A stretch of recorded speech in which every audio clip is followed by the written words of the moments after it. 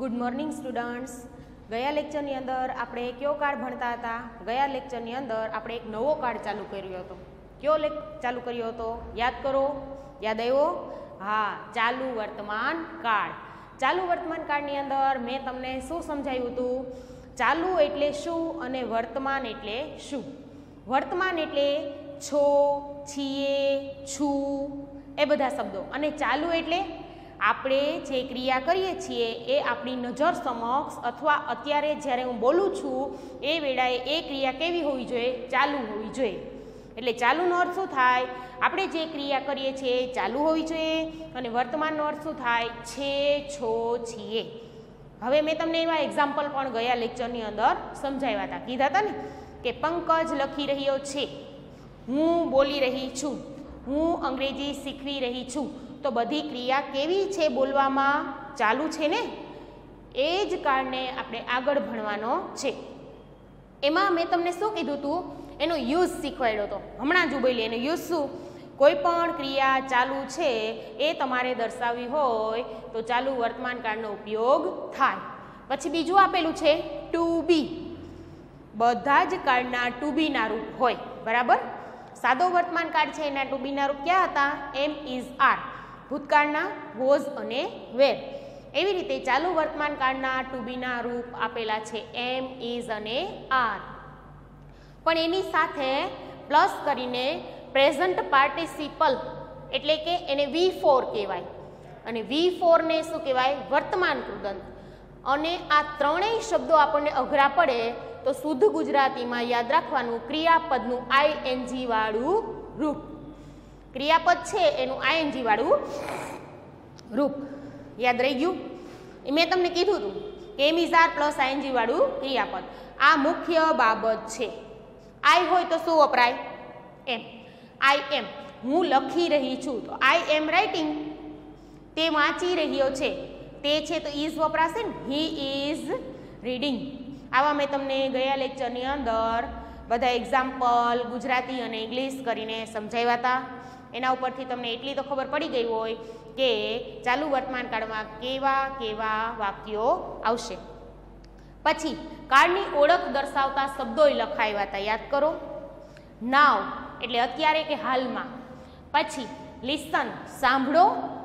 મંદિરનો ઘંટ વાગી રહ્યો છે એટલે ઘંટ છે એનો વાગવાની ક્રિયા કેવી છે? ચાલુ.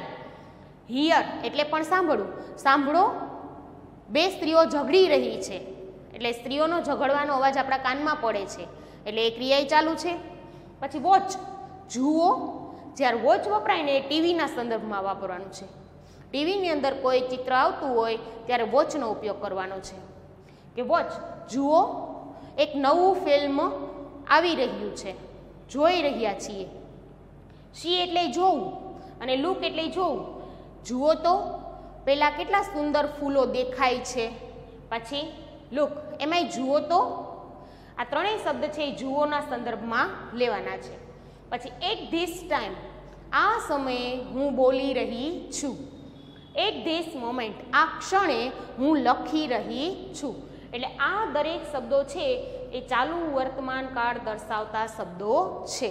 વાક્યને છેડે આવેલા હોય કે વાક્યની શરૂઆતમાં આવેલા હોય, આ શબ્દો છે એ ચાલુ વર્તમાન કાળ દર્શાવે છે, જેને આપણે યાદ રાખવાના છે. બરાબર.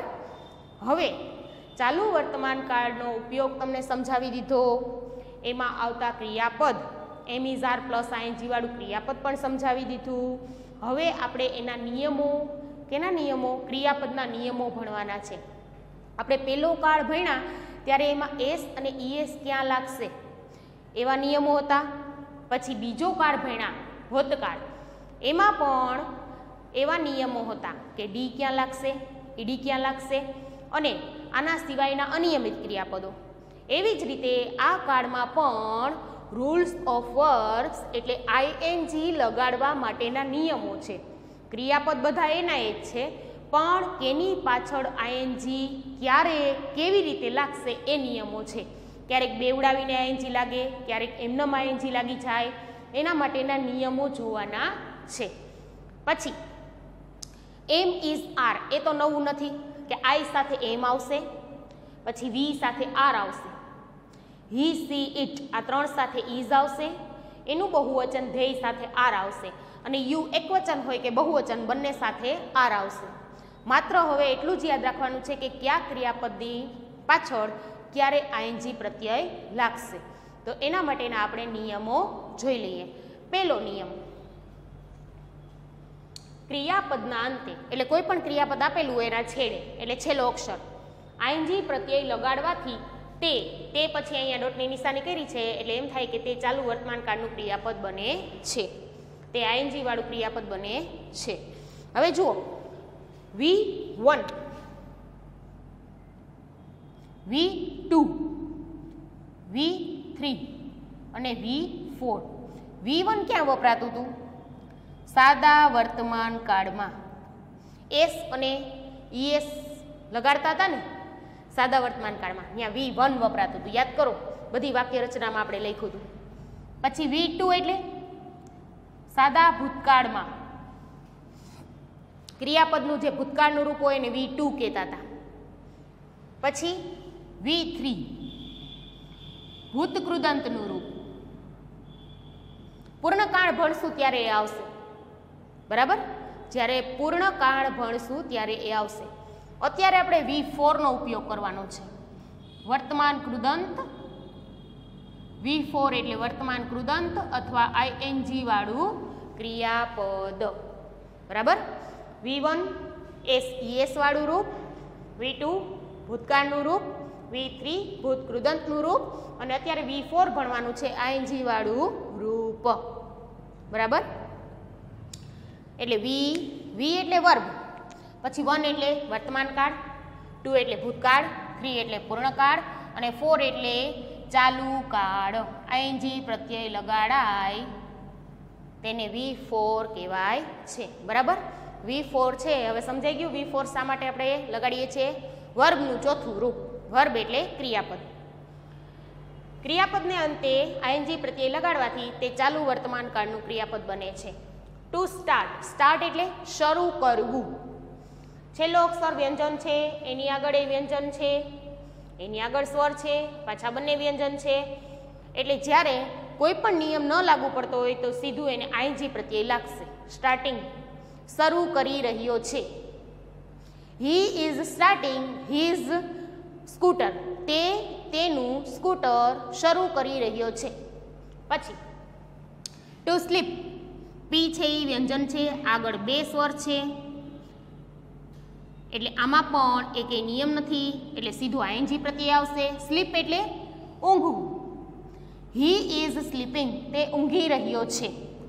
જો હું જે વાક્ય બોલું છું એમાં ક્રિયા ચાલુ દેખાય છે ને, ઊંઘી રહ્યો છું, શરૂ કરી રહ્યો છું, એટલે બોલતી વેળાએ અથવા આપણી નજર સમક્ષ એ ક્રિયા થતી હોય ત્યારે ચાલુ વર્તમાન કાળ વપરાય છે.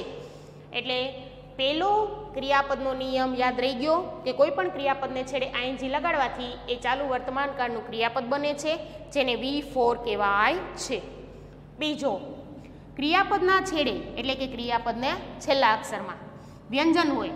ક્રિયાપદનો છેલ્લો અક્ષર વ્યંજન હોય. વ્યંજન એટલે A, E, I, O, U આ 5 સિવાયના બધા જ અક્ષર અને તેની આગળ એક સ્વર હોય તો, એટલે કે ક્રિયાપદનો છેલ્લો અક્ષર વ્યંજન હોય અને તેની આગળ એક સ્વર હોય તો વ્યંજનને બેવડાવીને આઈએનજી પ્રત્યય લાગે છે. તો છેલ્લો જે અક્ષર વ્યંજન છે એને બેવડાવીને એટલે 2 વખત લખીને આઈએનજી પ્રત્યય લાગે છે. ક્રિયાપદનો છેલ્લો અક્ષર વ્યંજન હોય અને તેની આગળ એક સ્વર હોય તો વ્યંજનને બેવડાવીને આઈએનજી પ્રત્યય લાગે છે. સાદા ભૂતકાળમાં પણ એમ જ હતું કે ક્રિયાપદનો છેલ્લો અક્ષર વ્યંજન હોય અને તેની આગળ એક સ્વર હોય તો વ્યંજનને બેવડાવીને ઈડી પ્રત્યય લાગતું હતું. યાદ કરો. હવે આ ચાલુ કાળ છે એટલે ઈડીને દૂર કરીને શું લાગે છે? આઈએનજી. એટલે એ નિયમ છે એ તમારા માટે નવો નથી, માત્ર ચાલુ કાળ છે એટલું યાદ રાખવાનું છે. ચાલુ હોય તો આઈએનજી અને સાદો ભૂતકાળ હોય તો ઈડી, બરાબર? ટુ સ્વિમ, છેલ્લો અક્ષર એમ છે એ વ્યંજન છે, એની આગળ આઈ છે એ સ્વર છે, પાછો ડબલ્યુ વ્યંજન આવ્યો ને એટલે એક જ સ્વર થયો ને, તો એક સ્વર હોય ત્યારે વ્યંજનને 2 વખત લખવાનું, બેવડાવીને એટલે 2 વખત આઈએનજી પ્રત્યય લાગશે. સ્વિમિંગ, તે તરી રહ્યો છે. સ્વિમ એટલે તરવું. He is swimming. પછી ટુ ક્લેપ, પી છે એ વ્યંજન છે, એની આગળ એ છે એ સ્વર છે, પાછો એલ છે એ વ્યંજન છે, એટલે પી છે એ વ્યંજન છે, એની આગળ કેટલા સ્વર છે? એક જ. તો પીને 2 વખત લખી અને આઈએનજી પ્રત્યય લાગશે. ક્લેપિંગ, ક્લેપ એટલે તાળી પાડવી, ક્લેપિંગ એટલે તાળી પાડી રહ્યો છે, બરાબર. સી ઇઝ ક્લેપિંગ, તેણી તાળી પાડી રહી છે. સમજાણો પેલો માત્ર આઈએનજી પ્રત્યય. બીજામાં છેલ્લો અક્ષર વ્યંજન, એની આગળ એક જ સ્વર, તો વ્યંજનને બેવડાવી આઈએનજી પ્રત્યય લાગશે. ત્રીજો નિયમ, કોઈ પણ ક્રિયાપદના અંતે ડબલ્યુ કે વાય હોય, એટલે કોઈ પણ ક્રિયાપદ છે એનો છેલ્લો અક્ષર કાં તો ડબલ્યુ હોય અને કાં તો વાય હોય, તો માત્ર આઈએનજી પ્રત્યય લાગે છે.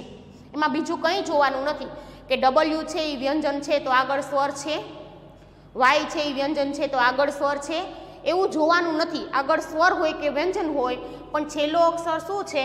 ડબલ્યુ છે, વાય છે, તો સીધું આઈએનજી લગાડો. ત્યાં ઉપરના એકે નિયમ લગાડવા જવાના નથી, બરાબર. ટુ ટ્રાય, TRY, વાયની આગળ આર છે એ જોવાનું નથી, માત્ર છેલ્લો અક્ષર વાય છે તો સીધું આઈએનજી લગાડી દો. ટ્રાઇંગ, પ્રયત્ન કરી રહ્યો છે. પછી ટુ ડ્રો, ડબલ્યુ વ્યંજન છે, એની આગળ એક સ્વર છે તો ડબલ્યુને બેવડાવીને આઈએનજી, એ ખોટું પડશે, એ લખવાનું નથી. ડબલ્યુ કે વાય હોય તો આગળ સ્વર છે કે વ્યંજન જોવાનું ન હોય, ડબલ્યુ કે વાયની પાછળ સીધું આઈએનજી પ્રત્યય લગાડવાનું છે. ડ્રો એટલે દોરવું અને ડ્રોઈંગ એટલે દોરી રહ્યો. He is drawing a picture, તે એક ચિત્ર દોરી રહ્યો છે. સમજાણું? આઈએનજી પ્રત્યય લાગશે. છેલ્લો અક્ષર વ્યંજન, એની આગળ સ્વર, તો વ્યંજનને બેવડાવીને આઈએનજી પ્રત્યય લાગશે. છેલ્લો અક્ષર વાય કે ડબલ્યુ હોય તો સીધું આઈએનજી પ્રત્યય લાગશે. ચોથો નિયમ જોઈએ. જો કોઈ પણ ક્રિયાપદના અંતે ઈ આવેલ હોય, એટલે કે કોઈ પણ ક્રિયાપદનો જે સ્પેલિંગ છે એ સ્પેલિંગનો છેલ્લો અક્ષર ઈ હોય તો તેનું ઉચ્ચારણ ઈ થતું હોય, એટલે કે છેલ્લો અક્ષર ઈ હોય અને બોલીએ ને ત્યારે એનો ઉચ્ચાર પણ ઈ થતો હોય તો માત્ર આઈએનજી પ્રત્યય લાગે છે. અમુક વખત ઈ પાછળ હોવા છતાં ઈ ઉચ્ચાર ન થતો હોય, અમુક વખત છેલ્લો અક્ષર ઈ હોય અને ઈ ઉચ્ચારણ થતું હોય, તો બેયના જુદા જુદા નિયમો છે, યાદ રાખવાના છે. જુઓ, ક્રિયાપદનો છેલ્લો અક્ષર ઈ છે, એનો ઉચ્ચાર ઈ થાય છે તો સીધું આઈએનજી પ્રત્યય લાગશે. To see, S double E, છેલ્લો અક્ષર ઈ છે ને, પછી બોલવામાં સી એટલે પાછળ ઈ આવ્યું ને, સી એટલે સીધું આઈએનજી પ્રત્યય. પછી ટુ બી, તો બી બોલું છું તો પાછળ ઈ આવ્યું ને, બી એટલે એમાં પણ સીધું આઈએનજી પ્રત્યય લાગશે. સી એટલે જોવું અને બી એટલે હોવું. સી એટલે જોઈ રહ્યો છે અને બી એટલે અસ્તિત્વ ધરાવતો શબ્દ, બરાબર. હોવું, તેનું હોવાપણું. સમજાણું? પહેલામાં આઈએનજી પ્રત્યય, બીજામાં વ્યંજનની આગળ એક સ્વર તો વ્યંજનને બેવડાવીને આઈએનજી, ડબલ્યુ કે વાય હોય તો સીધું આઈએનજી, પછી ઉચ્ચાર બોલવામાં ઈ થતો હોય અને છેલ્લો અક્ષર ઈ હોય તો સીધું આઈએનજી પ્રત્યય લાગે છે. પાંચમો નિયમ, ક્રિયાપદના અંતે ઈ હોય અને તેનું ઉચ્ચારણ ઈ ન થતું હોય, આમાં ઈ હતો અને એનું ઉચ્ચારણ ઈ થતું હતું, આમાં ઉચ્ચારણ ઈ ન થતું હોય તો ઈને દૂર કરી આઈએનજી પ્રત્યય લાગે છે. આમાં શું હતું યાદ કરો કે ઈ આવેલ છે અને એનો ઉચ્ચાર ઈ હતો એટલે સીધું આઈએનજી હતું. આમાં ઈ આપેલો છે પણ એનો ઉચ્ચાર ઈ નથી થતો. જ્યારે એ સ્પેલિંગનો આપણે ઉચ્ચાર બોલીએ છીએ ત્યારે એનો ઉચ્ચાર છેલ્લે ઈ નથી થતો એટલે ઈને દૂર કરી અને આઈએનજી પ્રત્યય લાગે છે. આપણે જોઈએ એના ઉદાહરણ. ટુ ટેક, TAKE, છેલ્લો અક્ષર ઈ છે, હા, પણ એનો ઉચ્ચાર શું થાય છે? ટેક, તો એમાં ઉચ્ચારમાં ઈ આવ્યો ક્યાંય નથી આવ્યો, તો ઈને દૂર કરીને આઈએનજી લાગશે. ટેકિંગ, ટેક એટલે લેવું, ટેકિંગ એટલે લઈ રહ્યો. હી ઇઝ ટેકિંગ, તે લઈ રહ્યો છે. પછી ટુ ગીવ, GIVE, ગીવ એટલે આપવું, એનો છેલ્લો અક્ષર ઈ છે પણ એનો ઉચ્ચાર બોલો તો ગીવ, વ આવે છે ને, પાછળ ઈ આવતો નથી એટલે ગીવ આવે છે એટલે ઈને દૂર કરીને આઈએનજી પ્રત્યય લાગશે. ગિવિંગ, આપી રહ્યો છે. He is giving A mobile, તે મોબાઈલ આપી રહ્યો છે. સમજાણું? આમાં પણ ઈ, આમાં પણ ઈ, પણ ઉચ્ચાર બોલીએ ત્યારે આમાં ઈ થાય છે એટલે સીધું આઈએનજી. ઉચ્ચાર બોલીએ ત્યારે આમાં ઈ થતું નથી એટલે ઈને દૂર કરીને આઈએનજી. યાદ રાખવાનું છે કે છેલ્લો અક્ષર ઈ હોય તો શું કરવાનું? ભૂલી જવાનું નથી. છેલ્લો નિયમ, કોઈ પણ ક્રિયાપદના અંતે વ્યંજન હોય એટલે કે છેલ્લો અક્ષર વ્યંજન હોય, એ ઈ આઈ ઓ યુ આ 5 સિવાયના કોઈ પણ અક્ષર, અને તેની આગળ 2 સ્વર હોય તો, અને તેની આગળ 2 કે તેથી વધુ સ્વર હોય તો, 2 હોય તોય 3 હોય તોય માત્ર આઈએનજી પ્રત્યય લાગે છે. કોઈ પણ ક્રિયાપદનો છેલ્લો અક્ષર પહેલા જોઈ લેવાનું, વ્યંજન છે, પછી આગળ જોવા જવાનું કેટલા સ્વર છે, 1 સ્વર છે તો 1 સ્વર માટે નિયમ છે. જુઓ, 1 સ્વર હોય તો વ્યંજનને બેવડાવીને આઈએનજી લાગશે, પણ 2 કે તેથી વધુ સ્વર હોય ને તો સીધે સીધું આઈએનજી પ્રત્યય લાગશે. જુઓ, ટુ રીડ, આર ઈ એ ડી, ડી છે એ વ્યંજન છે, એની આગળ 2 સ્વર છે તો રીડિંગ. પછી S H O U T, T છે એ વ્યંજન છે, એની આગળ 2 સ્વર છે, ઓ ને યુ. સાઉટ, સાઉટિંગ, એટલે 2 કે તેથી વધુ સ્વર હોય તો સીધું આઈએનજી પ્રત્યય લાગે છે. સાઉટિંગ. રીડ એટલે વાંચવું, he is reading A novel, તે એક નવલકથા વાંચી રહ્યો છે. સાઉટ એટલે બૂમ પાડવી.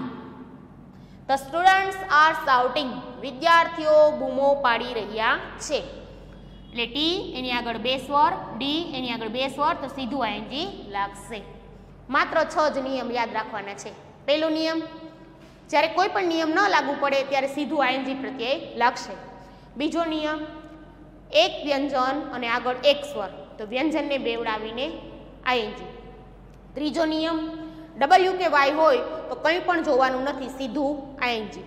ચોથો નિયમ, છેલ્લો અક્ષર ઈ છે અને ઉચ્ચાર પણ ઈ થાય છે તો સીધું આઈએનજી. પાંચમો નિયમ, છેલ્લો અક્ષર ઈ છે પણ એનો ઉચ્ચાર બોલવામાં ઈ નથી થતો એટલે ઈને દૂર કરીને આઈએનજી.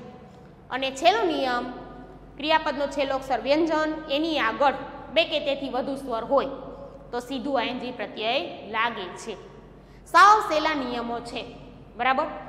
આ બધા નિયમો છે એને તમારે એકવાર પાકા કરી લેવાના છે કે આ સ્વર હોય, આ વ્યંજન હોય તો આવી રીતે આઈએનજી પ્રત્યય લાગે છે. અને આઈએનજી પ્રત્યય લાગે છે એને શું કહેવાય છે? V4. V4 નું બીજું નામ વર્તમાન કૃદંત. વર્તમાન કૃદંતને ઇંગ્લિશમાં શું કહેવાય? Present participle. ગયા લેક્ચરમાં મેં તમને કહેલું કે આ શબ્દો પાકા કરી લેજો.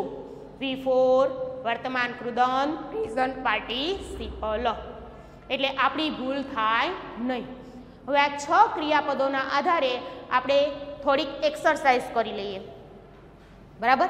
કે તમને એ ક્રિયાપદો છે એની પાછળ આઈએનજી લગાડવા માટેના નિયમો યાદ રહ્યા, અને યાદ ન હોય તો આપણે જોઈને એકવાર ખાલી જગ્યામાં લખી નાખીએ એટલે વધારે યાદ રહી જાય. જુઓ, બ્લેન્ક્સ એટલે ખાલી જગ્યા. આની અંદર મેં શું કરેલું છે? એક ખાલી જગ્યા લખેલી છે અને પાછળ એક ક્રિયાપદ લખેલું છે. એક ક્રિયાપદ લખેલું છે પણ આપણે આ ચાલુ વર્તમાન કાળની ખાલી જગ્યાની અંદર કર્તા પછી એમ ઇઝ આર પ્લસ આઈએનજી વાળું ક્રિયાપદ, એમ ઇઝ આર પ્લસ આઈએનજી વાળું ક્રિયાપદ, એટલે આ જે ક્રિયાપદો આપેલા છે એ બધા આઈએનજી વાળા આવશે, પણ એમ ઇઝ આર આવશે આગળ. કેના આધારે? કર્તાના આધારે. કર્તામાં આઈ હોય તો એમ, હી સીટ હોય તો ઈસ, બહુવચન હોય તો આર, બરાબર? 3 માંથી એક પેલો શબ્દ આવશે અને પછી અહીં જોવાનું છે નિયમ પ્રમાણે 6 માંથી કયો નિયમ લાગુ પડે છે એ પ્રમાણે આઈએનજી પ્રત્યય આવશે. સમજાઈ ગયું? હવે પેલી ખાલી જગ્યા જોઈએ. લલિત ખાલી જગ્યા ફોર યુ. લલિત ત્રીજો પુરુષ એકવચન છે. હી સીટ માંથી હી છે, બરાબર? એટલે શું આવશે? ઇઝ. લલિત ઇઝ. પછી વેઇટ, WAIT, ટી છે એ વ્યંજન છે, એની આગળ કેટલા સ્વર છે? 2 છે. તો કેટલામો નિયમ લાગુ પડે છે? છઠ્ઠો, કે છેલ્લો અક્ષર વ્યંજન એની આગળ 2 સ્વર તો સીધું આઈએનજી પ્રત્યય લાગશે. વેઇટ એટલે રાહ જોવી. લલિત તમારા માટે રાહ જોઈ રહ્યો છે. અત્યારે રાહ જોવાની ક્રિયા ચાલુ છે. લલિત તમારા માટે રાહ જોઈ રહ્યો છે. બીજું વાક્ય આઈ સાથે શું આવશે? એમ. આઈ એમ. પછી ક્રિયાપદ જોઈએ. રાઈટ. WRITE. છેલ્લો અક્ષર શું છે? ઈ. તો એનો ઉચ્ચાર શું થાય છે? રાઈટ. ટ બોલાય છે ને ટ. તો ઈ છે અહીંયા જુઓ આ નિયમ કે છેલ્લો અક્ષર ઈ છે, એનો ઉચ્ચાર છે ઈ નથી થતો, એટલે ઈને દૂર કરીને આઈએનજી. એટલે ઈ છે એ હું લખતી નથી અને સીધું આઈએનજી પ્રત્યે લખું છું. રાઇટિંગ. હું એક વાર્તા લખી રહ્યો છું. આઈ એમ રાઇટિંગ અ સ્ટોરી. હું વાર્તા લખી રહ્યો છું. કિરણ. કિરણ ત્રીજો પુરુષ એકવચન સી એટલે ઇઝ આવશે. બરાબર. હવે આપણે કૌંસમાં જોઈએ લર્ન. લર્નનો છેલ્લો અક્ષર એન છે એ વ્યંજન છે, આર છે એ પણ વ્યંજન છે, એટલે બે વ્યંજન થયા, એટલે એકેય નિયમ લાગુ પડતો નથી. એટલે લર્ન સ્પેલિંગ લખી અને એની પાછળ આઈએનજી પ્રત્યય લગાડો. કિરણ ઇઝ લર્નિંગ સંસ્કૃત. કિરણ સંસ્કૃત શીખી રહી છે. કિરણ સંસ્કૃત શીખી રહી છે. ધ્યેય. ધ્યેય બહુવચન છે તો શું લખશું પહેલા આપણે? આર. એમિઝારમાંથી પહેલો શબ્દ તો લખી જ નાખવાનો છે. પછી ક્રિયાપદ જોવા જવાનું. સીટ.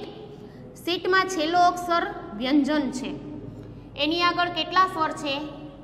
એક જ. તો કયો નિયમ લાગુ પડશે? બીજો. જુઓ, છેડે વ્યંજન હોય અને તેની આગળ એક સ્વર હોય તો વ્યંજનને બેવડાવવાનું. તો વ્યંજનને બેવડાવવાનું. વ્યંજન ટી છે એને બેવડાવવું એટલે બે વખત લખી અને આઈએનજી પ્રત્યય લાગશે. They are sitting under the tree.